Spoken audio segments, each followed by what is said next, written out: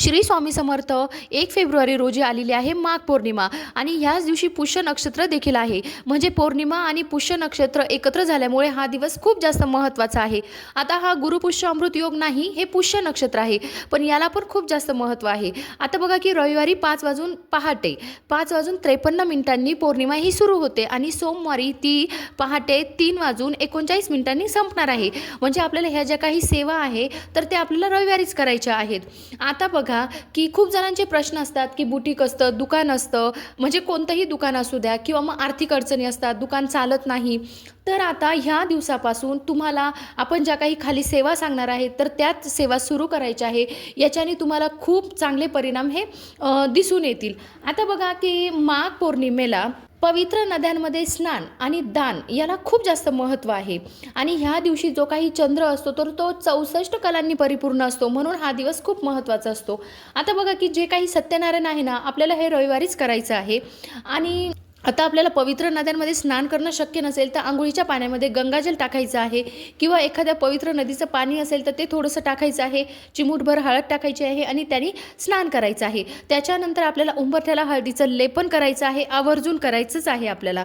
आणि आपल्याला ह्या दिवशी कुलदेवीची सेवेला सुरुवात करायची आहे. आता ते काय तर दुर्गा सप्तशती पाठ आपल्याला एक तरी ह्या दिवशी करायचाच आहे. आपल्याला तुम्हाला शक्य नसेल सिद्धकुंजिका जे स्तोत्र आहे तर ते 11 वेळेस आपल्याला पठण करायचं आहे. याच्याने तुम्हाला दुर्गा पाठ केल्याचा फळ हे मिळत असतं. त्याच्यानंतर आपल्याला 99 मंत्राची एक माळ करायची आहे. ओम ॲम ह्रीम क्लीम चामुंडाय विच्चे हा जो मंत्र आहे तो एक माळ करायचा आहे. आता पुष्य नक्षत्र असल्यामुळे तुम्हाला शक्य असेल सोनं चांदी किंवा मग तांबं खरेदी करणं तर ते आपण थोडंसं खरेदी करायचं आहे. आणि आता आपल्याला माता लक्ष्मी आणि भगवान विष्णू यांच्या सेवा करायच्या आहे. तर तुमच्या घरामध्ये जी काही तुमची कुलदेवी असेल किंवा मग माता लक्ष्मी असेल यांचा जर टाक असेल, फोटो असेल, जे काही असेल किंवा मग घरामध्ये श्रीयंत्र असेल तर त्याच्यावर आपल्याला आवर्जून कुंकुमार्चन हे करायचं आहे. त्याच्यानंतर आपल्याला व्यंकटेश स्तोत्र 3 वेळेस म्हणा, 11 वेळेस म्हणा किंवा 16 वेळेस म्हणा म्हणायचंच आहे. आपल्याला विष्णू गायत्री मंत्र म्हणायचा आहे 16 वेळेस, लक्ष्मी गायत्री मंत्र 16 वेळेस म्हणायचा आहे, कुबेर मंत्र जो आहे तो आपल्याला 16 वेळेस म्हणायचा आहे.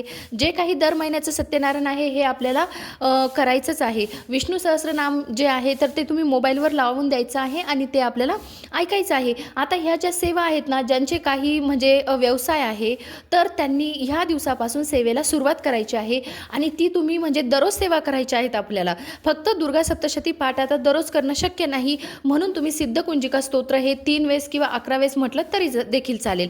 जे काही मंत्र आहेत ते आपल्याला सगळे मंत्र आपल्याला दररोज म्हणायचे आहेत.